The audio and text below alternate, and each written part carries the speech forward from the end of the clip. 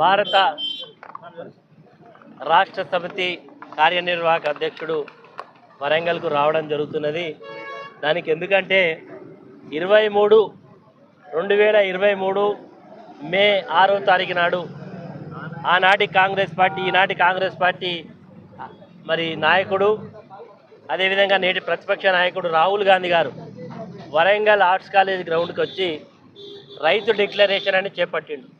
రైతు డిక్లరేషన్లు ఏందా వాళ్ళు చెప్పిన ముచ్చట్లంటే రైతు బంధు 15,000 ఇస్తాం, మక్కలు కొంటాం, వడ్లకు మద్దతు ధర 500 బోనస్ ఇస్తాం, రైతులను ఇట్లా ఇట్లా చూసుకుంటామంటే రైతులను మేము పూలల్లో పెట్టి చూసుకుంటామని చెప్పిండు.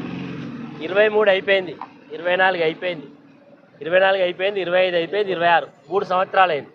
ఇప్పుడు రైతులకు ఏం జరిగింది? వీళ్ళు వచ్చినాక మార్పు, మక్కలు కొనేటోళ్ళు లేడు, వడ్లు కొనుగోలు చేసినోళ్ళు లేడు, యూరియా బత్తాల కొరకు పొద్దుటి నుంచే రైతులు పోయి తెల్లందాక పొద్దున్నాక ఆడ కావాలి కాస్తేనే యూరియా బత్త దొరికింది. ఏదో యూరియా బత్త ఏదో ఇబ్బంది పడి పండితే కొనుగోలు చేసేటోళ్ళు లేడు. రైతు బంధు పైసలు ఏమైనా, రైతు భరోసా పైసలు ఎత్తాను 15,000 ఏమైందంటే 15,000 12,000 ఎత్తాను. ఆ 12,000 ఏవా మొగోడా అంటే మొన్న ఒక 2 నెలల కింద మీటింగ్ పెట్టిండు, 1 ఎకరానికి ఇచ్చిండు. మొన్న కాళేశ్వరానికి వచ్చిండు, కాళేశ్వరానికి వచ్చి ఆ ప్రాజెక్టు చూసినట్టు చేసి కాటారంలో మీటింగ్ పెట్టన్నాడు, ఎకరానికి ఎత్తాడు. అంటే కేసీఆర్ గారు మొత్తం రైతులకు ఒకటేసారి వారం రోజుల పట మెసేజ్లు వచ్చేది, టింగు టింగు టింగు టింగులు మోగేది. నీ ఫోన్ మోగిందా నా ఫోన్ మోగిందా చూసుకునేది, బ్యాంకులో పోయి టంగున పోయి పైసలు తెచ్చుకునేది. మరి ఈయన వచ్చినాక ఏంటంటే టింగు లేదు, టంగు లేదు, పైసలు వేసులు లేదు, ప్రచారాలకే పెద్ద ప్రాధాన్యత.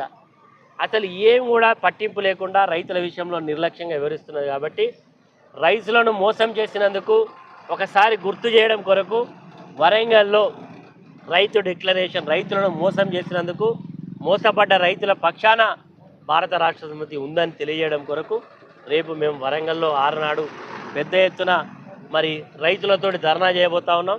కాబట్టి రైతులందరూ కూడా పెద్ద ఎత్తున పాల్గొని ఆ యొక్క సంఘీభావం తెలియజేసి ఈ ప్రభుత్వం మెడలు వంచాలి.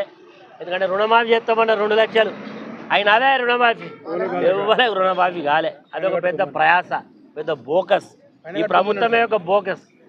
ప్రజాపాలన కాదు, ఇది ఒక దౌర్భాగ్య పాలన, అసమర్థ పాలన, చాటగాని పాలన, ఇది దద్దమ్మ పాలన.